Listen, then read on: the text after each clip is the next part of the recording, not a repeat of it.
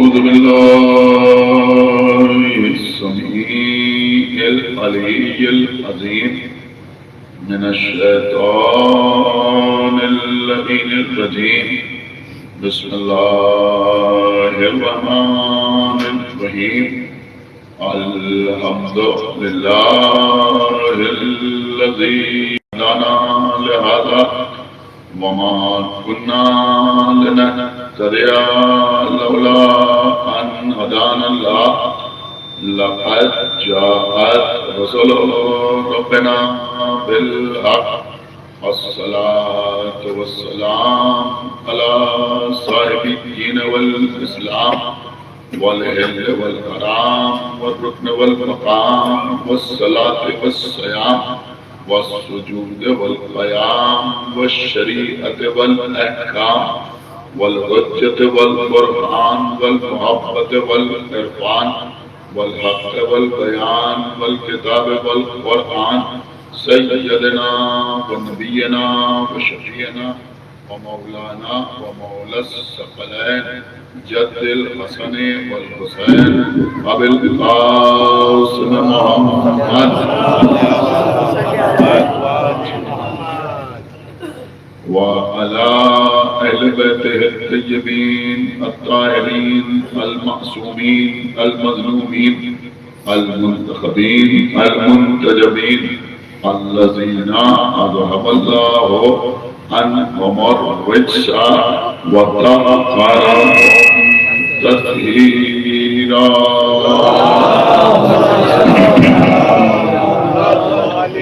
ورحمة الله على أعدائهم وقتلتهم وغاسلي حقوقهم ومنكري فضائلهم ومصائبهم أجمعين من الآن إلى يوم الدين.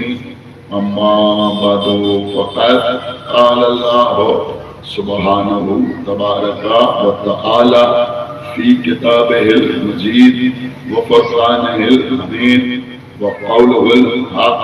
بسم الله الرحمن الرحيم. فأقم وجهك للدين حنيفا فطرة الله التي فطر الناس عليها لا تبديل لخلق الله ذلك الدين القيم ولكن أكثر الناس لا يعلمون. صلوات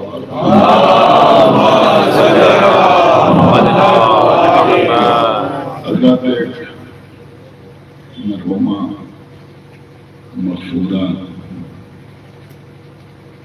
اہل بیت کی چاہنے والی شاعرہ ذاکرہ مومنہ کئی سال سے بات کی مجلس. اس بات کو پیش نظر رکھتے ہوئے میں نے چاہا کہ میں یہ مضمون آپ کی خدمت میں عرض کروں. سورہ مبارکہ روم کلام الہی کا 30واں سورہ، 30ویں سورے کی 30ویں آیت ہے جس کو میں نے سرنامہ سخن قرار دیا. یہ آیت 5 چھوٹے چھوٹے ٹکڑوں پر مشتمل ہے. ارشاد ہے فَأَقِمْ وَجْهَكَ لِلدِّينِ حَنِيفًا. فائد فوریہ ہے، یعنی حکم دیا جا رہا ہے کہ تم فوراً دین حنیف کی طرف متوجہ ہو جاؤ.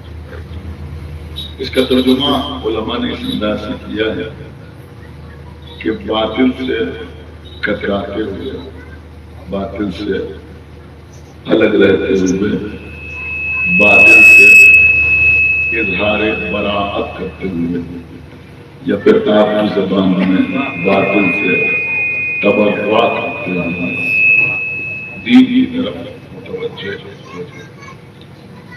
فطرت اللہ التي فطر الناس علیہا، اور اللہ کی بنائی ہوئی اس فطرت پر یعنی اس دین پر عمل پیرا ہو. جس پر اللہ نے تمام انسانوں کو خلق کیا. لا تبدیل لخلق اللہ، اللہ کی خلقت میں تبدیلی کی کوئی گنجائش نہیں. ذالک دین القیم، اور یہی خالص ترین دین. ولیکن اکثر الناس لا یعلمون، حالانکہ انسانوں کی اکثریت اس بات کو نہیں جانتی. لیکن یہاں ماشاءاللہ سمجھدار حضرات بیٹھے ہوئے ہیں، بڑے لکھے حضرات فرش رضا پر تشریف فرما ہیں، اور علماء اور ذاکرین بھی فرش مجلس کی زینت. میں سمجھتا ہوں کہ کوئی بات رائے گا نہ جائے. آپ سمجھ سکتے ہیں کہ اس آیت میں بہت سے عنوانات ہیں جن پر گفتگو کی جا سکتی ہے. دین حنیف کو بھی گفتگو ہو سکتی ہے، اور میں سمجھتا ہوں کہ آپ کی دلچسپی کا باعث بن سکتی ہے. فطرت پر بھی گفتگو ہو سکتی ہے، خلقت پر بھی گفتگو ہو سکتی ہے،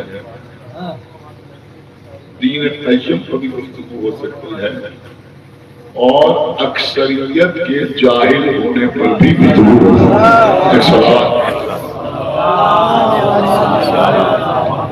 لیکن میں نے عرض کیا کہ دیکھیے اس میں دو چیزیں، دو لفظ استعمال ہوئے ہیں اس آیت میں. ایک لفظ ہے خلقت اور ایک لفظ ہے فطرت. مجلس میں پہلی بار آپ کے درمیان حاضر ہوا ہوں تو ہم چاہتے ہیں ہم مایوس ہوں نہ آپ مایوس.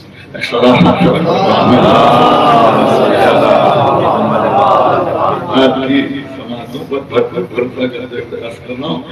انشاءاللہ آپ محسوس ضرور کریں گے کہ ایک لفظ ہے خلقت، ایک لفظ ہے فطرت. اللہ نے دین کو فطرت کہا، اور مسلمان فخر کے سامنے لوگوں کے سامنے یہ کہتے ہیں کہ اسلام دین فطرت. اس کا مطلب کیا ہوا؟ اس کا مطلب یہ ہوا کہ اسلام دین فطرت. تو اب کوئی شے جو مطابق فطرت ہے وہ دین سے خارج نہیں ہے، اور کوئی شے جو خلاف فطرت ہے وہ دین میں داخل نہیں ہے. ایک سوال پڑھے پر اول جملہ آپ کے حوالے کر دوں کہ اب جو لوگ گریے پر اعتراض کرتے ہیں ان سے پوچھئے کہ یہ رونا، یہ گریا فطرت کے مطابق ہے یا فطرت کے خلاف ہے؟ اگر فطرت کے مطابق ہے تو دین میں داخل ہے، اگر فطرت کے خلاف ہے تو دین میں داخل نہیں ہے. تو ہر وہ شے جو مطابق فطرت ہے وہ دین میں داخل. اب قبلہ فطرت کے بہت سے معنی ہیں، لیکن میں آپ کو سورہ مبارک ہے انعام صلوات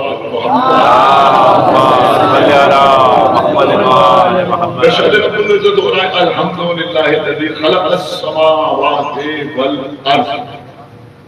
آپ ماشاءاللہ تلاوت کرتے رہتے ہیں، یہی تو ہو رہا ہے. بسم اللہ الرحمن الرحیم آغاز جو ہو رہا ہے الحمدللہ الذی خلق السماوات والارض. مطلب کیا ہوتا ہے؟ ساری حمد اس اللہ کے لیے ہے جو زمین اور آسمان کا خالق. ایک سورہ اور قرآن مجید میں، اور وہ سورہ ہے سورہ فاطر. سورہ فاطر میں کیا ارشاد ہو رہا ہے؟ الحمدللہ فاطر السماوات والارض. ساری حمد اللہ کے لیے ہے جو زمین اور آسمان کا فاطر ہے. تو ایک جگہ اللہ کو زمین اور آسمان کا خالق کہا گیا. دیکھیے آخری آیت تک انشاءاللہ توجہ کرے گا. اور دوسری جگہ اللہ کو زمین اور آسمان کا فاطر کہا گیا. عام طور پر جب ترجمہ ہوتا ہے تو یہی بتا دیا جاتا ہے کہ جو کچھ سورہ انعام میں کہا گیا وہی سورہ فاطر میں کہا گیا. اور بظاہر لوگ یہ سمجھتے ہیں کہ یہاں پر فاطر کے معنی بھی خالق کے. لیکن میں آپ کی خدمت میں عرض کروں، لیکن جب دو الفاظ اگر الگ الگ زبانوں کے ہیں تو ان کے معنی ایک ہو سکتے ہیں. لیکن اگر دو الفاظ، یعنی یہ نشانیات کا قانون ہے، لیکن اگر دو الفاظ ایک ہی زبان کے ہیں تو وہ قریب المعنی ہو سکتے ہیں، ہم معنی نہیں. صلوات پڑھتے ہیں تو اب اگر خالق کے معنی فاطر ہے تو فاطر کے معنی خالق ہے، تو اگر اللہ اپنے کو خالق کہتا تو فاطر میں کہتا، فاطر کہتا تو خالق میں کہتا، اس لیے کہ ایک لفظ استعمال کر دینا کافی ہے۔ لیکن ایک جگہ پر خالق کہنا، دوسری جگہ پر فاطر کہنا، یہ بتاتا ہے کہ خالق میں اور فاطر میں کچھ نہ کچھ فرق ضرور ہے، سمجھ رہے ہیں؟ حالانکہ معنی یہ بیان کیا جاتا ہے سورہ فاطر میں بھی کہ اللہ زمین اور آسمان کو خلق کرنے والا ہے، سورہ انعام میں بھی یہی بیان کیا جاتا ہے، لیکن خالق میں اور فاطر میں ایک باریک سا فرق ہے۔ خدا کے لیے توجہ کے ساتھ سنیں، لیکن خالق کا لفظ اللہ کے لیے استعمال ہوتا ہے۔ بے شک اللہ خالق ہے، زمین کا خالق ہے، آسمان کا خالق ہے، ستاروں کا خالق ہے، چاند کا خالق ہے، ہواؤں کا خالق ہے، فضاؤں کا خالق ہے۔ اب میں آپ کی خدمت میں کروں ہمارے اور آپ کے پانچویں امام، امام محمد آپ کے پانچویں امام سے کسی نے اللہ کی خلاقیت کے بارے میں سوال کیا، اب ظاہر سی بات ہے کہ ان سے زیادہ کون بتا سکتا تھا، تو انہوں نے یہ نہیں کہا کہ اللہ جمادات کا خالق ہے اور نباتات کا خالق ہے اور حیوانات کا خالق ہے اور انسانوں کا خالق ہے، یہ نہیں کہا، بلکہ ایسا جملہ کہا کہ جس میں اللہ کی ساری خلاقیت سمٹ آئے۔ کیا فرمایا؟ آپ کے پانچویں امام نے فرمایا کہ اللہ کے علاوہ جو کچھ ہے وہ اللہ کی مخلوق ہے۔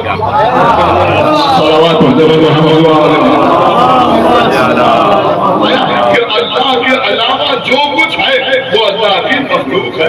اس کے بعد آپ کے پانچویں امام ارشاد فرماتے ہیں کہ اللہ صرف جمادات یا نباتات یا حیوانات یا انسانوں کا خالق نہیں ہے، بلکہ اللہ کیفیتوں کا بھی خالق ہے۔ اللہ اکبر، اللہ کیفیتوں کا خالق ہے۔ اب آپ سمجھے کیفیتوں کے خالق ہونے کا مطلب کیا ہوا؟ آپ نے کوئی اچھی خبر سنی، آپ خوش ہو گئے، تو یہ جو آپ خوش ہوئے یہ بھی ایک کیفیت ہے، اور اس کیفیت کا خالق بھی اللہ ہے۔ آپ نے کوئی خبر غم سنی، آپ کو رنج ہوا، غم ہوا، افسوس ہوا، تو یہ بھی ایک کیفیت ہے، اس کیفیت کا خالق بھی اللہ ہے۔ آپ نے کوئی عجیب الخلقہ شے دیکھی، آپ کو تعجب ہوا، تو یہ جو تعجب ہوا یہ بھی ایک کیفیت ہے، اس کیفیت کا خالق بھی اللہ ہے۔ آپ نے کسی کو کوئی عمل کرتے ہوئے دیکھا، آپ کو حیرت ہوئی، تو یہ جو حیرت ہوئی یہ بھی ایک کیفیت ہے، اس کیفیت کا خالق بھی اللہ ہے۔ اب امام کے جملے سے بات فرمائے، امام نے فرمایا کہ راضی ہونا اور ناراض ہونا یہ بھی کیفیتوں کے نام ہے، یہ بھی کیفیتوں کے نام ہے۔ امام نے فرمایا کہ ان کا خالق بھی اللہ ہے۔ پھر آپ کے امام فرماتے ہیں کہ اگر اللہ کے لیے یہ تصور کیا جائے کہ وہ راضی ہو گیا تو اس کا مطلب یہ ہوگا کہ پہلے ناراض تھا اب راضی ہو گیا، اور اگر یہ کہا جائے کہ وہ ناراض ہو گیا تو اس کا مطلب یہ ہوگا کہ پہلے راضی تھا اب ناراض ہو گیا، یا پھر یوں کہا جائے کہ پہلے اس کیفیت میں تھا اب اس کیفیت میں چلا گیا، یا اب اس کیفیت میں تھا اب اس کیفیت میں چلا گیا۔ امام نے فرمایا کہ جو ذات کیفیتوں کے درمیان کروٹیں بدلے اسے اللہ نہیں کہتے۔ پھر امام فرماتے ہیں کہ لیکن کیونکہ عبادتوں کے لیے رضا الہی کا حصول ضروری ہے، لہذا اللہ نے سب سے پہلے وجہ اللہ کو پیدا کیا اور اسے اپنی نظام کو مالک بنایا، یہ بتانے کے لیے کہ اگر یہ راضی تو میں راضی اور اگر یہ ناراض تو میں ناراض۔ تو پوچھنے والے نے پوچھا کہ وہ وجہ اللہ کون ہے، تو اپنے سینے پر ہاتھ مارا، نحن وجہ اللہ، ہم وجہ اللہ ہیں۔ اب سمجھ میں آیا کہ اگر آل محمد راضی تو اللہ راضی، اور اگر آل محمد ناراض تو اللہ ناراض۔ دیکھیے کہتا کہ ہم ممبر سے پڑھ رہے ہیں، مومنین سن رہے ہیں، لیکن میں عرض کروں کہ صرف ہم نہیں بلکہ دوسروں کو بھی اس بات کا اعتراف ہے کہ دنیا کے رضی اللہ کہنے سے اللہ کسی سے راضی نہیں ہوتا، اگر علی راضی تو خدا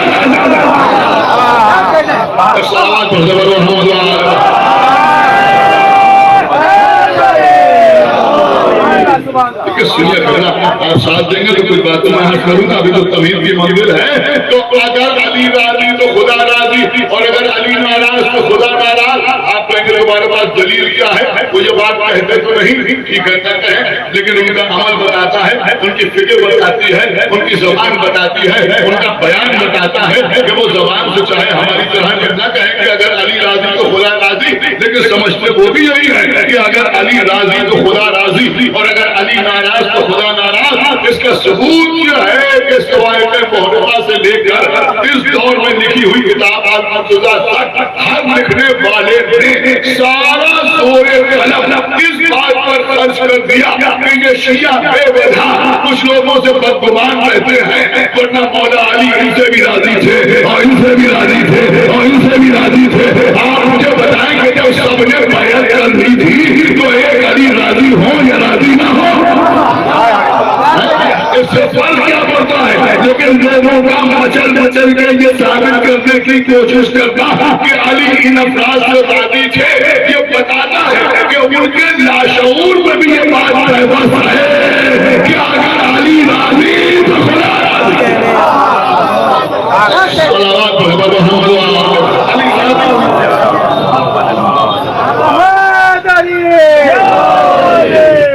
قبلہ اللہ خالق ہے, اس سے کوئی انکار نہیں ہے.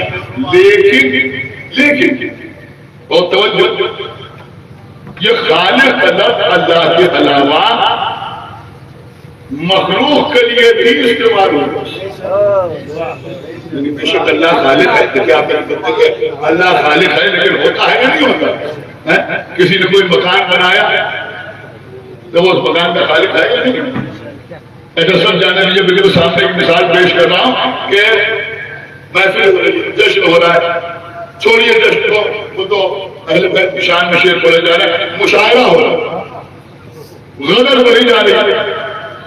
سارے مسلمان بھی سامنے بیٹھے ہوئے, اور ناظرین مشاعرہ نے شعر سنایا, بڑا اچھا تھا, لوگوں نے داد دی. اس نے کہا شعر کے خالق میرا ساتھ. تو خالق اللہ اس شاعر کے لیے استعمال ہوا یا نہیں ہوئی؟ کہ ہوا. قرآن پڑھیے, جناب عیسیٰ کو اللہ نے حکم دیا, انہوں نے مٹی کی چڑیا بنائی, اڑ گئی چڑیا. اللہ نے جناب عیسیٰ کو اس چڑیا کا خالق اللہ کے لیے بیدار ہوئی ہے. تو خالق اللہ کے علاوہ بھی استعمال ہوگا. تو بھیا اللہ بھی خالق اور ہمارے جیسے بھی خالق, تو فرق کیا ہے؟ وہی فرق اگر آپ کی سمجھ میں آ جائے تو خالق و باطل کا فرق. یہ قبلہ بات تھوڑی سی الگ ہو رہی ہے, لیکن میں کوشش کروں گا کہ آسان کر کے آپ کے خدمت پیش کروں. لیکن باطل کا مطلب کیا ہے اور خالق کا مطلب کیا ہے؟ خالق یہ جو بندے خالق ہے, یہ شعر کے خالق ہے, یہ مکان کے خالق ہے. انہوں نے مکان بنایا تو مکان بنایا تو بے شک بنایا, لیکن جب بنایا تو ان کے سامنے کوئی نہ کوئی نمونہ موجود تھا, نقشہ موجود تھا. مثلا اچھا غور نہیں کرنا, نقشہ موجود تھا, انہوں نے مکان بنا دیا. اب جس نے نقشہ بنایا اس نے کیسے بنایا؟ کہ بھائی ٹھیک ہے, اس نے بالکل نیا نقشہ بنایا, لیکن کم سے کم یہ تو معلوم تھا کہ مکان میں کھڑکیاں ہوتی ہیں, مکان میں دروازے ہوتے ہیں, مکان میں دیواریں ہوتی ہیں, مکان میں روشن دان ہوتے ہیں. اس کے اعتبار سے اس نے نقشہ بنا دیا. انہوں نے شعر کہا یہ شعر کے خالق, بے شک شعر کے خالق, بالکل نیا شعر کہا, کوئی سرکا نہیں کیا, کسی کا خیال نہیں چلایا, بالکل نیا شعر کہا. ٹھیک ہے, یہ شعر کے خالق ہیں, لیکن پہلے سے موجود تھی. کیا سن رہے ہیں یہاں بھائی؟ علم قافیہ تو پہلے سے موجود تھا, شاعری کے اصول تو پہلے سے موجود تھے, قوانین تو موجود تھے, ان کے تحت انہوں نے شعر کہا. جناب عیسیٰ نے مٹی کی چڑیا بنائی, ٹھیک ہے, وہ اس کے خالق تو ہے, جناب عیسیٰ اس کے خالق تو ہے, لیکن عیسیٰ کو یہ معلوم تھا کہ چڑیا کا ایک سر ہوتا ہے, دو پر ہوتے ہیں, دم ہوتی ہے, پیر ہوتے ہیں. کیا سمجھ یہاں؟ تو انہوں نے ویسے ہی مٹی کی چڑیا بنا دی جناب عیسیٰ نے. اس کا مطلب یہ ہوا کہ ہم میں اگر کوئی کسی شے کو خلق کرتا ہے تو اس کے سامنے کوئی نمونہ ہوتا ہے. اللہ جانے آپ سن کے نہیں سن رہے ہیں, لیکن جب اللہ نے کائنات کو خلق کیا, جب اللہ نے سورج کو بنایا تو سورج سے پہلے کوئی سورج نہیں تھا کہ اس کو دیکھ کے سورج بنا دیا. چاند سے پہلے کوئی چاند نہیں تھا کہ اس کو دیکھ کے چاند بنا دیا. آسمان سے پہلے کوئی آسمان نہیں تھا کہ اس کو دیکھ کے اللہ نے آسمان بنا دیا. کیا سنایا؟ اب اسی کو کہتے ہیں فاطر. نہیں سنا آپ نے؟ اسی کو کہتے ہیں فاطر.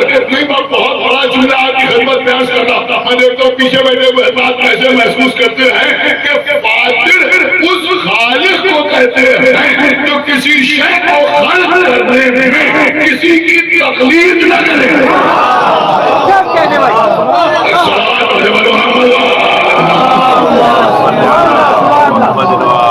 صلوات اور پڑھتے ہوئے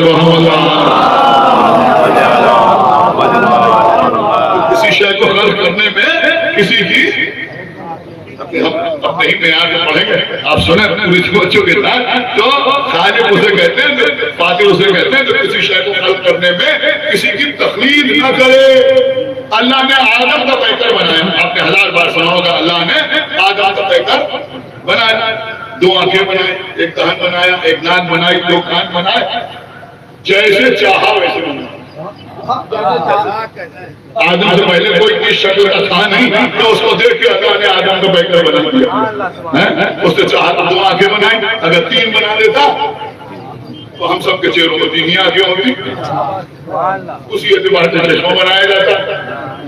اگر چاہتا تو 1 ہی آنکھ بنا دیتا تو سب کو وہی اچھی لگتی. اس نے 2 آنکھیں بنائی تو اس نے جیسا چاہا ویسے آدم کو بنایا.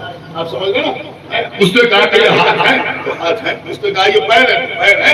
جیسے چاہا ویسے اس نے آدم کو پیکر بنایا. اسی کو بنایا نا, اسے کہتے ہیں فاطر. لیکن میں آپ کو بی بی زہرا کے دروازے تک لے جانا چاہتا ہوں. اس کے لیے تھوڑی سی تفصیل مطالعہ فرما لیں. انشاءاللہ آپ محسوس کریں گے تو آپ کو لطف آئے گا کہ اللہ نے جیسا چاہا ویسے آدم کو بنایا. آنکھیں, ناک, کان, زبان, چہرہ جیسے چاہا ویسے اللہ نے بنایا. لیکن اب یہاں پر ایک مسئلہ پیش آ گیا کہ کیا آدم کو بنانے کی وجہ سے اللہ فاطر ہے؟ سن رہے ہیں؟ تو اس لیے اللہ فاطر ہے. آپ پڑھیے سورہ سعد. اللہ نے آدم کا پیکر بنایا. تمام فرشتوں کو حکم دیا کہ آدم کو سجدہ کرو. سب نے سجدہ کیا الا ابلیس. ایک ابلیس تھا کہ جس سے سجدہ نہیں کیا. تو اللہ نے ابلیس سے کیا کہا؟ ما منعک, تجھے کس نے منع کیا؟ جنی کہا کہ تجھے سجدہ کیوں نہیں کیا, بلکہ کہا تجھے کس نے منع کیا. اگر آج ہماری نماز قضا ہو جائے, روزہ چھوٹ جائے, ہم کوئی گناہ کرے تو ہم سمجھتے ہیں ابلیس نے بہکا دیا, شیطان نے بہکا دیا. لیکن اللہ ابلیس سے پوچھ رہا ہے مجھے کس نے منع کیا؟ اس کا مطلب یہ ہوا کہ یہ ہدایت الہی کا مسئلہ ایسا ہے کہ یہاں شیطان کے بھی شیطان ہوتے ہیں.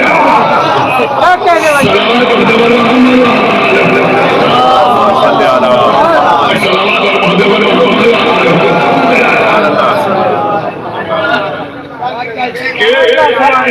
مولا آپ کو سلامت رکھے. تجھے کس نے منع کیا؟ سجدہ کرنے سے لما خلقت بیدیا. تجھے کس نے منع کیا اسے سجدہ کرنے سے جسے میں نے اپنے ہاتھوں سے بنایا. جسے میں نے اپنے ہاتھوں سے بنایا. لیجیے ہاتھوں کا ذکر آدم سے پہلے ہو گیا.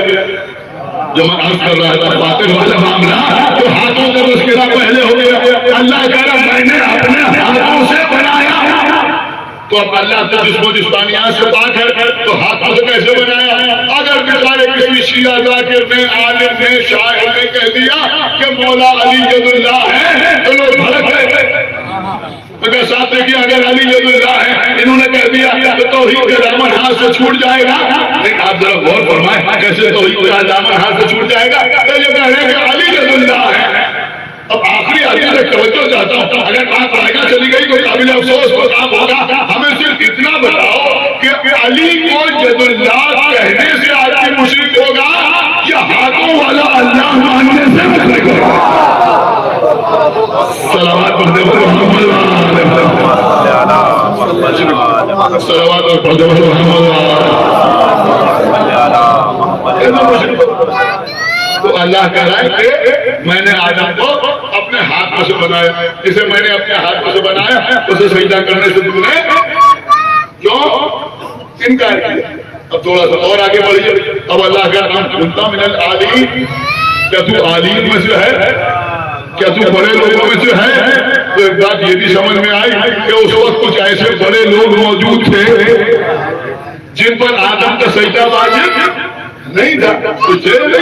اب وہ لوگ کون تھے؟ یہ بھی ایک موضوع ہے, یہ بھی ایک سبجیکٹ ہے, لیکن چلیے اس کو چھوڑ کے ہم آگے بڑھتے ہیں. تو میں آج یہ کہہ رہا تھا کہ فاطر کا مطلب کیا ہے, فاطر کا مطلب کیا ہوتا ہے, اس کو اگر آپ سمجھنا چاہتے ہیں. لیکن چلیے چھوڑیے بات کو, ہم آگے بڑھ رہے ہیں. آپ نماز کے بعد, مجلس کے بعد, حدیث کتاب کے بعد دعا کریں. یہ جو دعا کرتے ہیں یہ بھی سب سے پہلے کس نے کی؟ جناب آدم نے کی, تبھی توبہ قبول ہوئی. خدا کے لیے بیدار ہو کے سنیے, جب آپ کا تبھی آدم کی توبہ قبول ہو. کیا دعا کی آدم نے؟ اللہم, دیکھیے آپ کے ساتھ پڑھیں, اللہم انی اسألک بحق محمد وانت المحمود وبحق علی وانت العلا وبحق فاطمہ وانت فاطر السماوات والارض. ارے بھیا کہیں پہنچ رہا ہے. وبحق الحسن وانت المحسن وبحق الحسین وانت قدیم الاحسان. کیا مطلب ہوتا ہے اس کا؟ اے میرے پروردگار, اے میرے اللہ, تجھے واسطہ ہے محمد کا اس لیے کہ تو محمود ہے. یہی مطلب تو ہوا نا. تجھے واسطہ ہے علی کا اس لیے کہ تو اعلیٰ ہے. تجھے واسطہ ہے فاطمہ کا اس لیے کہ تو فاطر السماوات والارض ہے. تجھے واسطہ ہے حسن کا اس لیے کہ تو محسن ہے. تجھے واسطہ ہے حسین کا اس لیے کہ تو قدیم الاحسان ہے. آپ مجھے بتائیے کہ جب ہم اللہ سے کہہ رہے ہیں تجھے واسطہ ہے محمد کا, تو یہ کیوں نہیں کہتے کہ تو اول ہے, تو آخر ہے, تو ظاہر ہے, تو باطن ہے؟ تجھے واسطہ ہے محمد کا اس لیے کہ تو محمود ہے. تو سمجھ میں آیا کہ محمود جو اور محمد میں کوئی رب ہے, کوئی رشتہ ہے. جب علی کا واسطہ دیا تو اسے کچھ اور نہیں کہا بلکہ کہا تو اعلیٰ ہے. تو سمجھ میں آیا اعلیٰ اور علی میں کوئی رب ہے. جب اسے امام حسن کا واسطہ دیا تو کہا کہ تو محسن ہے, تو ماننا پڑے گا کہ محسن میں اور حسن میں کوئی رشتہ ہے. جب اسے حسین کا واسطہ دیا تو کہا تو قدیم الاحسان ہے. اس کا مطلب یہ ہوا کہ احسان کی قدامت کا حسین سے کوئی تعلق ہے. لیکن جب فاطمہ کا واسطہ دیا سنائے بنایا نہیں سنائے تو کہا تو فاطر السماوات والارض ہے. فاطر اسے کہتے ہیں جو خلق کرنے میں کسی کی تقلید نہ کرے, یعنی کسی کو دیکھ کے کسی کو نہ بنائے. اور تمہیں جیسے جی چاہے ویسے سنیے گا. ہماری یہ دعا بتاتی ہے جب ہم فاطمہ کا واسطہ دیتے ہیں جو اللہ کو فاطر کہتے ہیں, یعنی اللہ نے فاطمہ کو کسی کا جیسا نہیں بنایا.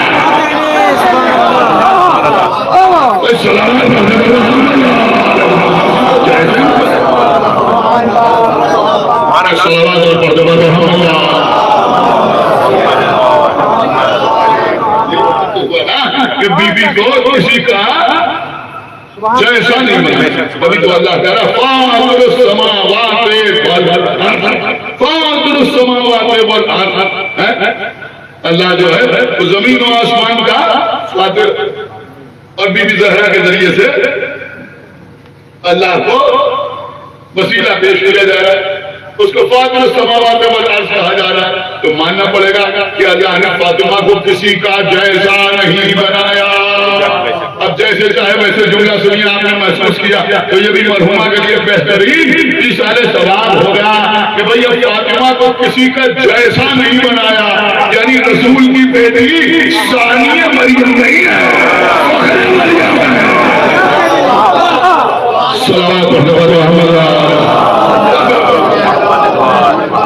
ثانیہ مریم نہیں ہے بلکہ فخر مریم.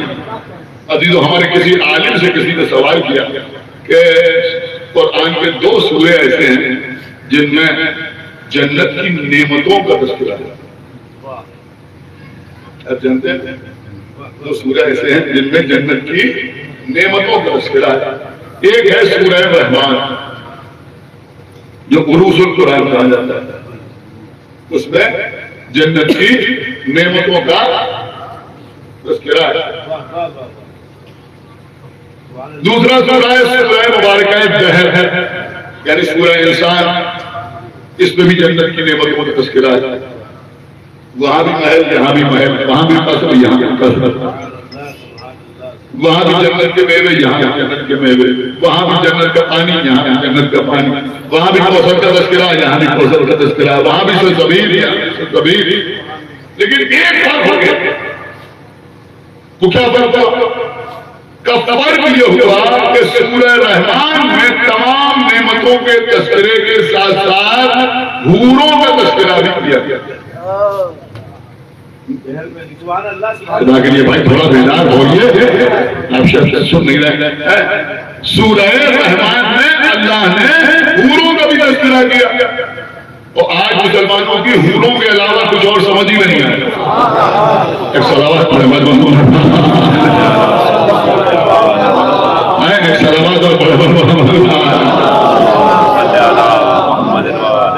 خطیب العرفان مولانا مرزا محمد اشواق صاحب قبلہ بہترین ذاکر ہونے کے ساتھ ساتھ بہترین شاعر بھی تھے، تو ان کے چار مصرے ہیں میں آپ کو سناؤں۔ وہ فرماتے ہیں کہ قرآن کیا ہے جو حیدر کے علوم، قرآن کیا ہے جو حیدر کے علوم نے، جب سورہ رحمان پڑھا حور کیا سمجھنا، قرآن کیا ہے جو حیدر کے علوم نے، جب سورہ رحمان پڑھا حور کی سوجی اور دل کو مطلب ہوتا ہے اندھا بچوں کے لیے، دل کو جگر کو نظر کو، لیکن اندھے کو اندھیرے میں بڑی دور کی سوجی۔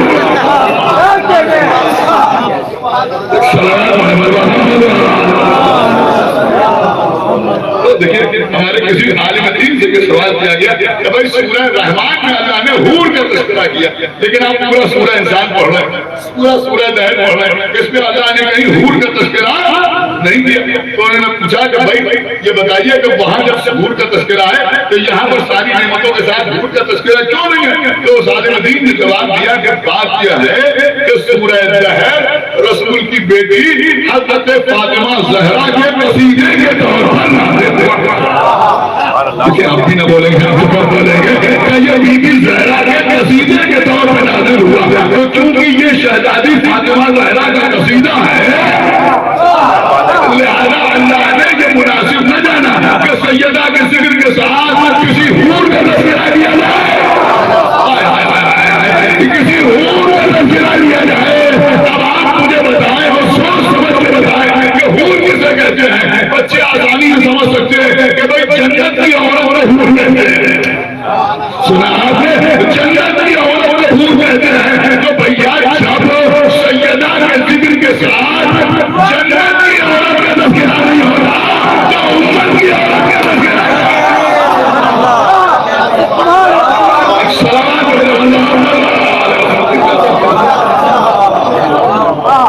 صلوات اور پڑھتے بڑھتے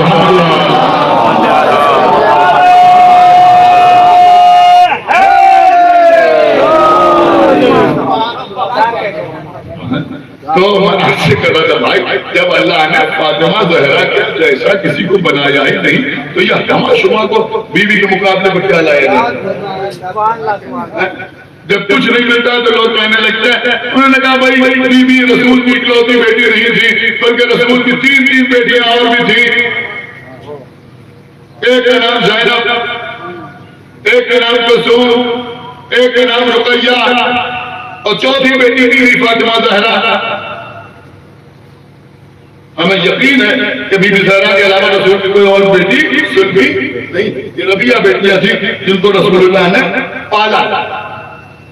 جناب خدیجہ کی بہن حالہ کی بیٹیاں تھیں، لیکن مسلم لوگ یہ بھی رسول کی بیٹیاں تھیں۔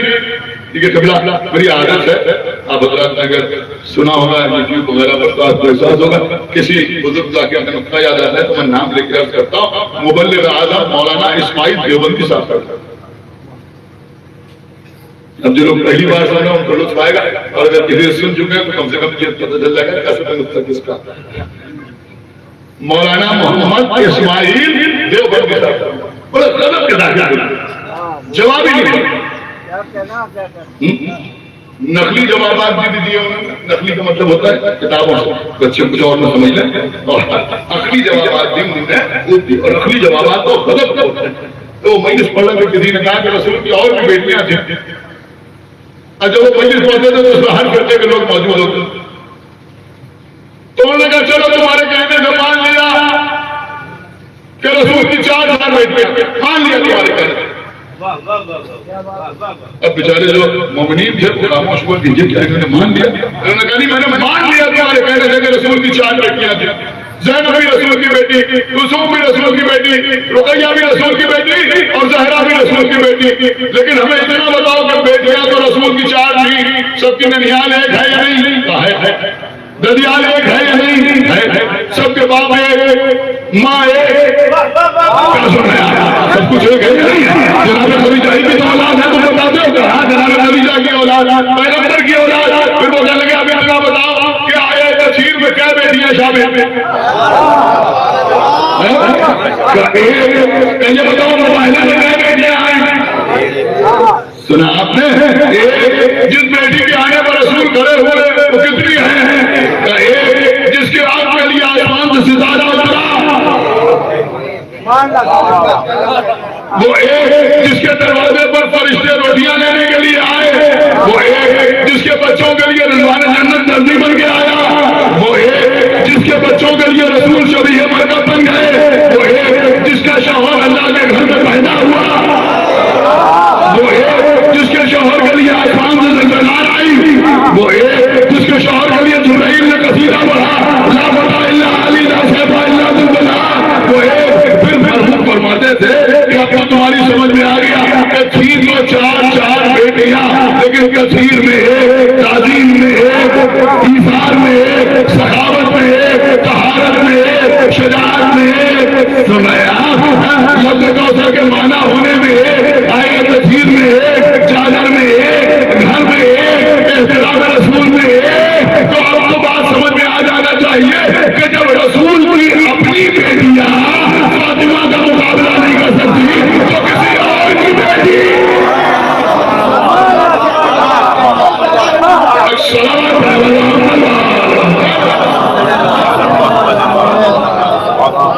اپنی بیٹیاں برابری نہیں کر سکتی. سبحان اللہ سبحان اللہ. تو پھر کسی اور کی بیٹی, کسی اور کی بیٹی کیا رسول کا مقابلہ کرے گا؟ دیکھیں وہ ظاہری کیا, وہ شاعری کیا, جو حالت حاضرہ سے متاثر ہو. آپ دیکھیں کہ کچھ معاملات اہل بیت کی حرص میں مسلمانوں نے ایسے انجام دیے کہ آج سنبھالے نہیں سنبھالے. آپ یقین مانے حرص کی بڑی عظیم چیز ہوئی. ہم نے کسی نوجوان کو ایک بہترین کرتا پہنے ہوئے دیکھا, بڑے کھلے ہوئے رنگ کا, اور اچھا لگا, ہم نے کہا ہم بھی پہن لیں. ہم نے یہ نہیں دیکھا اس کی عمر کیا ہے, ہماری عمر کیا ہے, ہم نے یہ نہیں دیکھا اس کا رنگ کیسا ہے, ہمارا رنگ کیسا ہے, ہم نے یہ نہیں دیکھا اس کی پرسنالٹی کیسی ہے, اپنی پرسنالٹی کیسی ہے. ویسے کرتا پہن کے نکلے, مذاق بن. دیکھیے آپ سمجھ رہے ہیں, نہیں سمجھ رہے میں کیا عرض کرتا ہوں. تو اس بڑی بری چیز اصل علی صاحب نے بہترین انداز میں سوسخانی کی. ہم نے کہا مجلس پڑھی تو چلو سوسخانی بھی کر لی جائے, یہ کر ہم بھی کر لی. اب گلے میں ترنم کی ہڈی نہیں, اب کوشش کی تو لوگ ہنسنے لگے, مسکرانے لگے. تو پھر بہت توجہ آپ حضرات کی چاہتا تھا. مسلمانوں کو آل محمد کی حرص سے پاٹ, آپ سمجھ میں نہ کیا عرض کر رہا ہوں. مسئلہ یہ ہے کہ اہل بیت کے فضائل برداشت نہیں, اگر وہ برداشت کرے تو کوئی مسئلہ ہی نہیں, لیکن فضائل برداشت نہیں تو آپ اپنے محبوب ترین لوگوں کے لیے فضائل کہاں سے لائیں؟ سن رہے ہیں ہماری مجلسوں میں بیان ہوا, امام حسین پشت رسول پہ آ کے بیٹھ گئے. اب کسی بھی ٹائم مجبوری ہے کہ امام حسین کا ذکر کرنا نہیں چاہتا. ہماری مجلسوں میں سنا کہ امام حسن رسول کے دوست کو بیٹھے ہوئے رسول خطبہ دے رہے ہیں, ہماری مجلسوں میں سنا کہ بچوں کے لیے رضوان جنت کا سیون بھی آ گیا، رسول شبیہ مرکب بن گئے، رسول بچوں کے بوسے لے رہے ہیں۔ اب مسئلہ یہ ہے کہ 4 بیٹیاں تو بنا لی لیکن نوازا نہ لا سکے۔ کیا سنا ہے آپ خدا کے لیے بیدار ہو، یہ نوازا نہ لا سکے۔ اب امام حسن امام حسین رسول اللہ کے دنیا سے جاتے وقت 8 سال کے 7 سال کے تو 8 سال 7 سال کے بچوں کے جو واقعات ہیں وہ بیان ہماری مجلسوں میں ہو رہے ہیں۔ اب اتنا چھوٹا بچہ کہاں سے لائیں؟ کیا سن رہے ہیں خدا کے لیے بیدار ہو، اب اتنا چھوٹا بچہ کہاں سے لائیں؟ تو اب نہ کوئی نواسا ملا نہ کوئی نواسی ملی، تو اب ایسا بچہ کہاں سے لائیں؟ تو 6 سال کی زوجہ لے آئے۔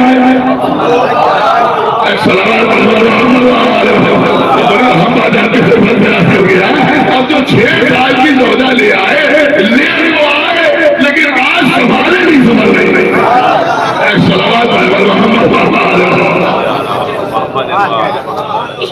میرے بات کو تمام کیا جو بی بی فاطمہ زہرا صلوات اللہ السلام علیہا وہ بی بی ہے کہ اللہ نے ان کو کسی کا جیسا نہیں بنایا، ان کو کسی کا جیسا نہیں بنایا۔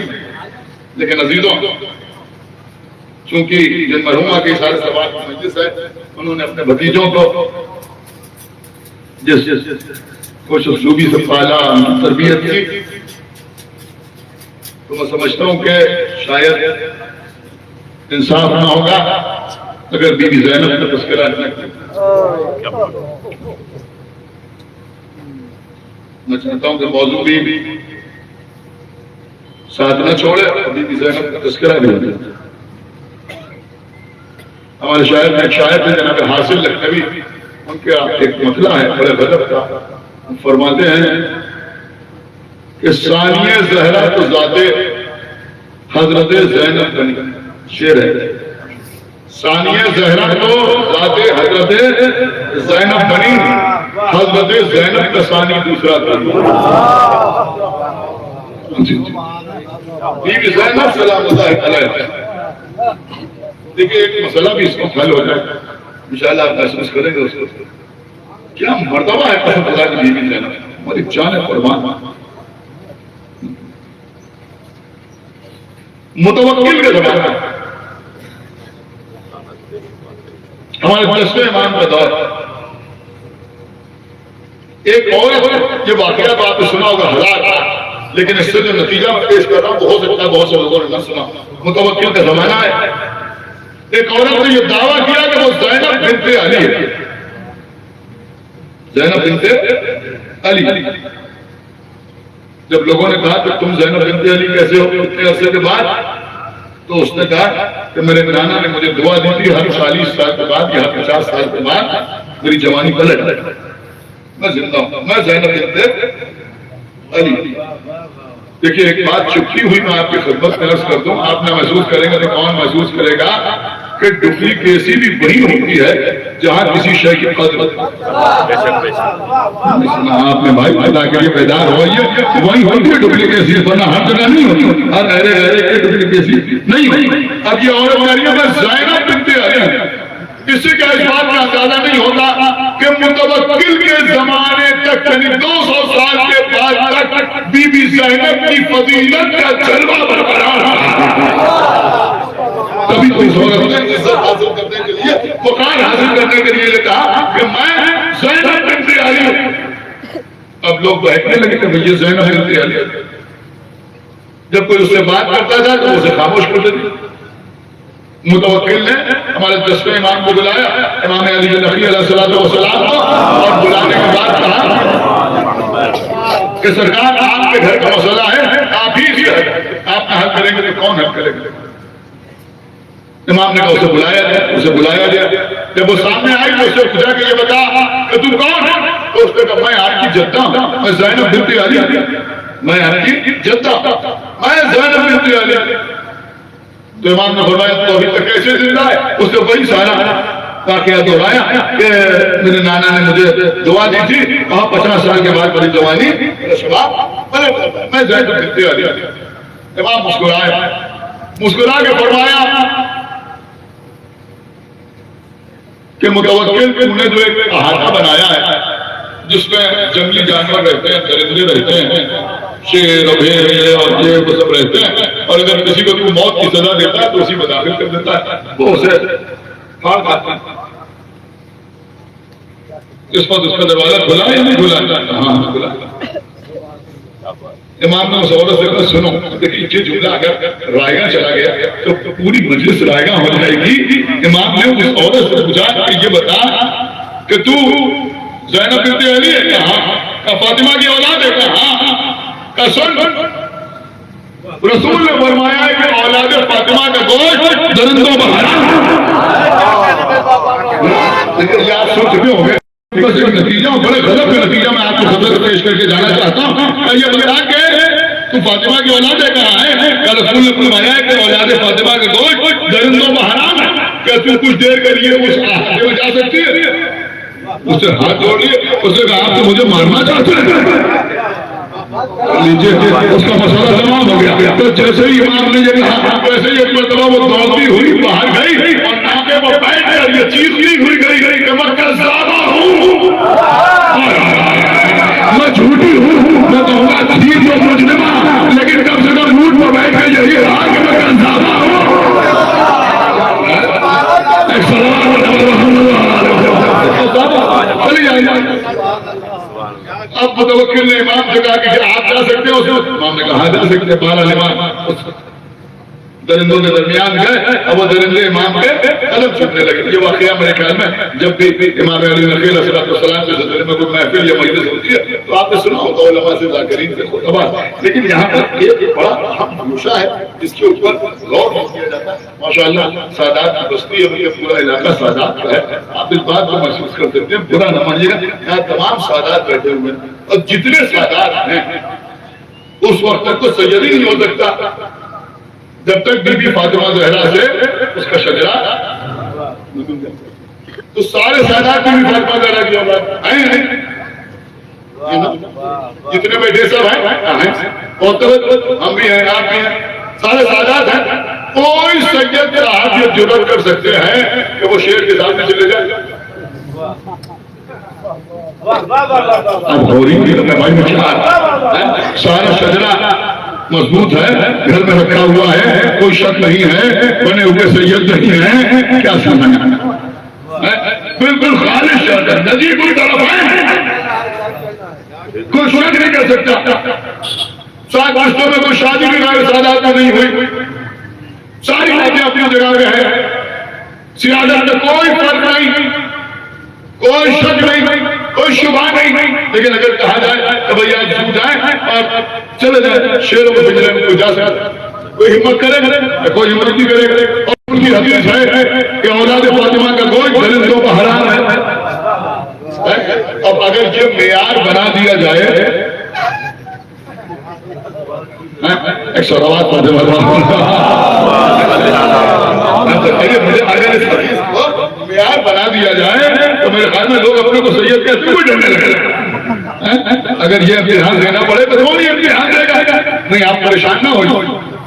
ہم آپ کی خدمت میں عرض کرتے ہیں کہ بعض حدیث ایسی ہے کہ جن کے کوئی نہ کوئی شرط پوشیدہ ہے، آپ سمجھ رہے ہیں، آپ غور نہیں کر رہے ہیں، کوئی نہ کوئی شرط پوشیدہ ہے، لیکن یہی نکتہ ہے، خدا کے لیے بہت توجہ ہے، یہی نکتہ ہے، کوئی نہ کوئی شرط پوشیدہ ہے۔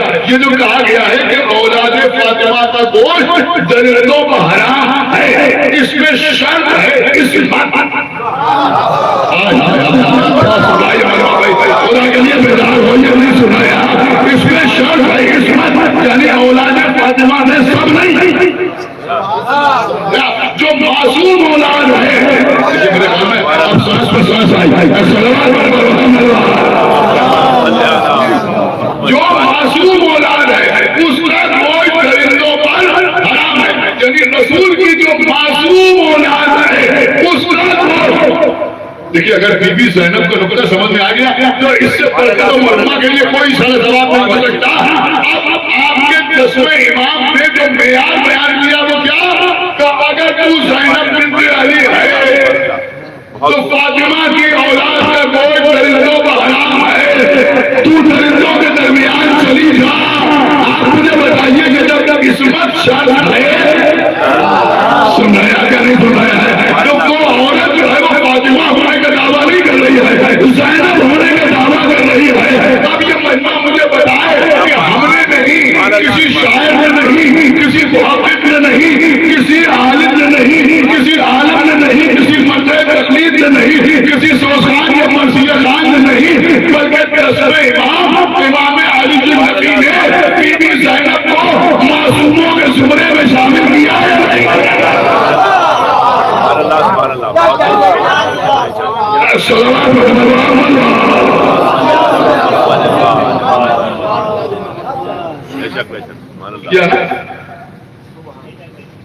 ہماری جان قربان بی بی زینب، دنیا نے کہاں ایسی دھوکی دیکھی ہوگی؟ شاعر اہل بیت علامہ تصور حسین زیدی صاحب مرحوم نے کیا غضب کا شعر فرمایا، وہ فرماتے ہیں کہ اسلام کو خیمے سے اٹھا دیا،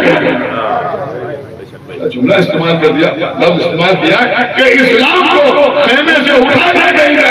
حیران ہے فوجیں کہ جلا ہوگی، حیران ہے فوجیں کہ جلا اور ہی کچھ۔ دیکھیے جب تک کوئی شخص بچہ رہتا ہے تب تک اس کی ماں اس کا خیال رکھتا ہے، لیکن جب وہی بچہ بڑا ہو جاتا ہے اور لائق ہوتا ہے، ماں بوڑھی ہو جاتی ہے، تو اب بچے کی ذمہ داری ہوتی ہے ماں کا خیال رکھنا۔ جن کی مائیں بوڑھی ہیں، بزرگ ہیں، میری بات سمجھیں، کبھی آپ کی ماں آپ کے ساتھ کسی بازار میں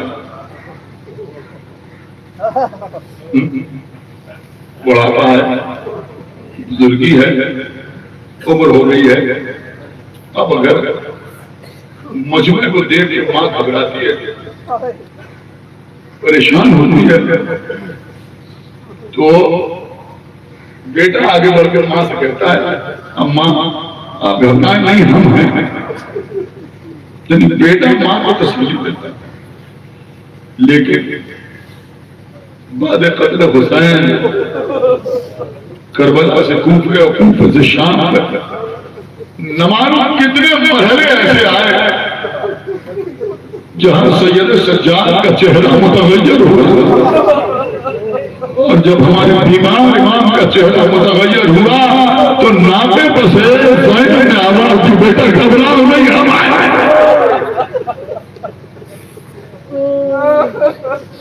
یہ ہے بی بی زینب، داؤد عالم مرحومہ کے درجات والی کرے، ان کو اعلیٰ علیین میں جگہ عنایت فرمائے۔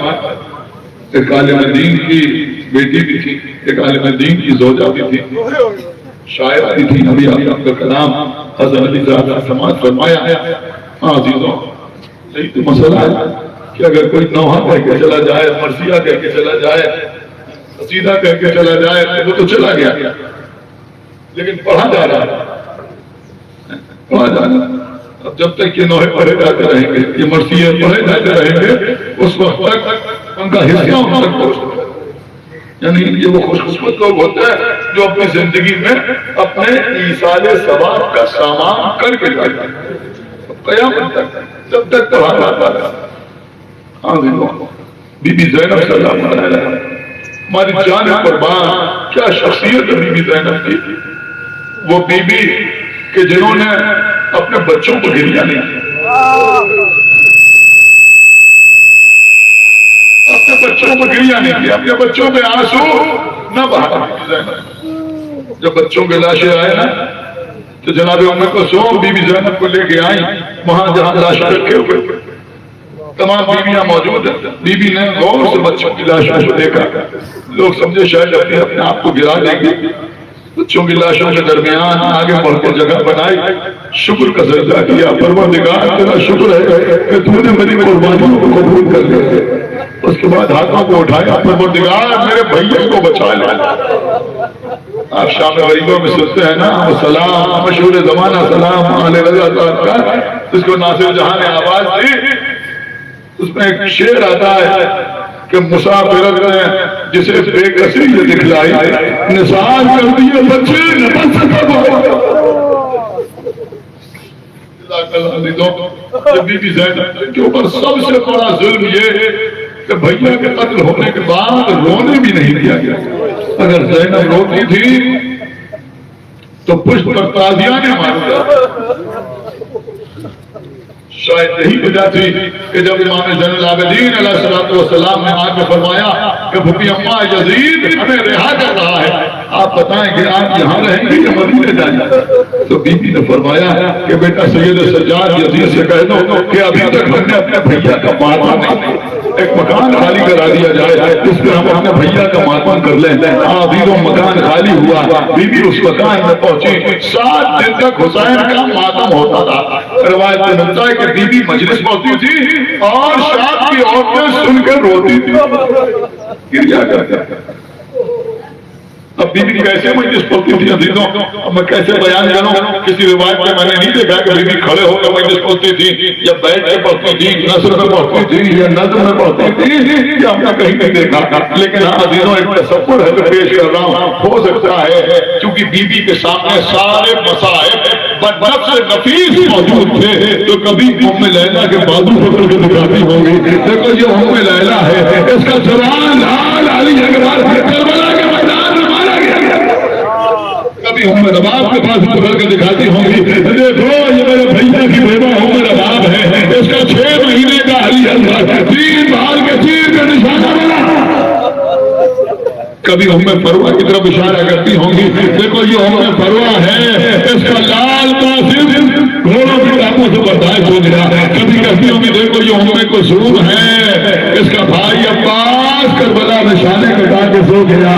اور کبھی سر و سینہ پیر کے کہتی ہوں گی دیکھو میں علی و فاطمہ کی بیٹی زینب میرا حسین کربلا میں 3 دن کا بھوکا پیاسا مارا گیا. لیکن اگر مجالس کی تاریخ پر روشنی ڈالی جائے تو میں اختصار سے آپ کی خدمت میں عرض کر سکتا ہوں کہ جب قافلہ لوٹ کے مدینے آیا تو آپ کے چوتھے امام لوگوں کے سامنے کربلا کے واقعات بیان کرتے. اب کچھ لوگ امام سے سن کے بیان کرنے لگے, کچھ نظم کرنے لگے. اس طرح سے مردانی مجالس کا آغاز. لیکن مردانی مجالس سے پہلے شام میں بی بی زینب نے خواتین کی مجالس کی بنا کرائی. تو یہ مردوں کی جو مجلس ہوتی ہے اس سے پہلے بیویوں کی مجلس, خواتین کی مجلس, عورتوں کی مجلس. لیکن ابھی ایک مجلس ہمارے یہاں اور ہوتی, وہ کون سی مجلس ہوتی ہے؟ وہ ہوتی ہے بچوں کی مجلس.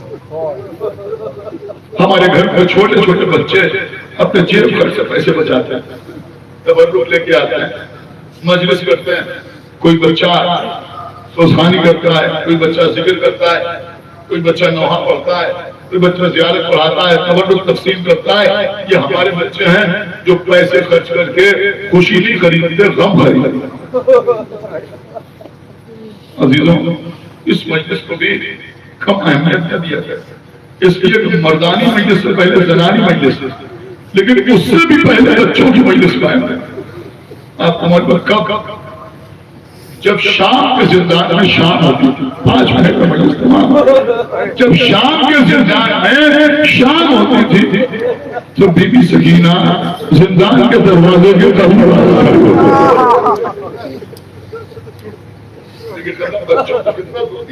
اگر ایک بچہ کھڑا ہو تو دور سے بچے اگر اسے نہیں بھی جانتے تو اس کے قریب جمع ہو جاتے ہیں. اب بی بی زندان کے دروازے پہ آ کے کھڑی ہوتی تھی. دمشق کے چھوٹے چھوٹے بچے پہلے دور سے دکھاتے تھے وہ دیکھو وہ بچے قیدخانے میں رہتے ہیں. پھر دھیرے دھیرے وہ بچے قریب آنے لگے, اور قریب آئے, اور قریب آئے, اور قریب آئے, پھر وہ بچے زندان کے بالکل قریب آنے لگے. اب وہ بچے بی بی سکینہ سے باتیں کرتے تھے. اب آپ سمجھ سکتے ہیں کیا باتیں کرتے ہوں گے. کوئی بچہ کہتا تھا بی بی تم زندان میں کیوں رہتے؟ کوئی بچہ پوچھتا تھا بی بی یہ تمہارا دامن جھلا ہوا کیوں؟ کوئی بچہ پوچھتا تھا بی بی یہ تمہارے نقصان نیلے کیوں ہو رہے ہیں؟ بی بی سکینہ جواب دیتی تھی. کوئی بچہ پوچھتا تھا بی بی تمہارے بابا تم کو یہاں سے لے کیوں نہیں جاتے؟ بی بی فرماتی تھی بچوں تمہارے بابا تم سے بڑی محبت کرتے ہیں نا, تو بچے کہتے ہیں ہاں ہاں ہمارے بابا ہم سے بڑی محبت کرتے ہیں. تو بیوی کہتی ہے ہمارے بابا بھی ہمیں بہت چاہتے ہیں. کسی بچے نے کہا بیوی ہمارے بابا تو اتنا چاہتے ہیں کہ ہم اپنے بابا کے پہلو میں سوتے ہیں. بیوی تڑپ رہی تم پہلو میں سوتے ہو ہم اپنے بابا کی سینے میں سوتے ہیں. لیکن ہمارے بابا کربلا میں قتل کر دیا. کبھی بیوی پوچھتی تھی بچوں تمہارا کوئی چچا بھی ہے؟ تو بچے اپنے چچا کا تذکرہ کرتے تھے. تو بیوی کہتی تھی میرا چچا بھی عباس تھا میں جس کی گود میں پل کے بڑی ہوئی. میرا چچا مجھے بہت چاہتا تھا. میرے چچا میرے لیے پانی لینے گئے مگر ان کے بازو قلم ہو گئے. کبھی بیوی پوچھتی تھی بچوں تمہارا کوئی بھائی بھی ہے؟ تو بیوی تو بچے بتاتے تھے ہاں ہمارے بھائی بھی ہیں. بیوی کہتی تھی میرا بھی ایک جوان بھائی تھا جو سورت میں سیرت میں رفتار میں گفتار میں پیغمبر سے مشابہ تھا. اس کے سینے میں برچھی کی ہری ٹوٹ گئی. لیکن عزیزوں اس وقت قیامت کا منظر ہوتا تھا جب سکینہ دیکھتی تھی کسی چھوٹے سے بچے کی آغوش میں اس کا ششمہاں بھائی بہن ہے اسے قریب بلاتی تھی. زندان کی سلاخوں سے ہاتھ باہر نکالتی تھی. بچے کے سر پہ ہاتھ پھیرتی تھی. اللہ تمہارے بھائی کو زندہ رکھے سلامت رکھے. میرا بھی ایک کمسن بھائی تھا میں اسے دیکھ میں گراتی تھی میں اس کا جھولا گراتی تھی. میرا بھیا پیاسا تھا. بیوی کہتی تھی میرے بابا میرے بھیا کو پانی پلانے لے گئے لیکن میرے بھیا کو پانی نہ دیا گیا بلکہ تیر ڈال کے تیر کا نشانہ بنایا گیا. روزانہ یہ بچے آتے تھے. بیوی سکینہ مجلس کرتی تھی. بچے چیخے مار مار کے روتے تھے. لیکن عزیزوں ایک دن ایسا بھی آیا کہ جب یہ بچے زندان کے سامنے آ کے کھڑے ہو گئے انتظار کرتے رہے لیکن ان کی ذاکرہ نہ آئی. جیسے کبھی کبھی آپ ذاکر کا انتظار کرتے ہیں اب یہ بچے بھی منتظر ہیں ہماری ذاکرہ آئے گی ہمیں کربلا کے واقعات سنائے گی. جب کافی دیر انتظار کے بعد بھی بیوی نہ آئی بچوں نے پکارا اے بیوی تم کہاں ہو کہ آج ہمیں اپنے گھر کے مسائل میں سناؤ گی. اب جو پکارا تو بچوں کے کانوں میں زنجیر کی جھنکار کی آواز آئی. اب دیکھا وہ بچی تو نہیں آ رہی ہے لیکن ایک بیمار لوہے میں جگڑا ہوا چلا رہا ہے. امام زین العابدین قریب آئے. بچوں کی سے پکار رہے ہو ایک چھوٹی سی بچی ہمیں روزانہ اپنے گھر کے مسائل سناتی تھی ہم وہی سننے کے لیے آئے ہیں. امام نے آواز دی بچوں تمہاری ذاکرہ کل اپنے بابا پر روتے روتے اس دنیا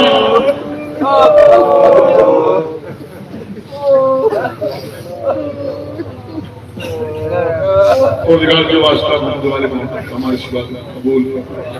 پروردگار کے واسطہ محمد والے محمد کے تمام حاضرین مجلس کو اخبار والے مجلس کو دلی متاثر کی تکمیل.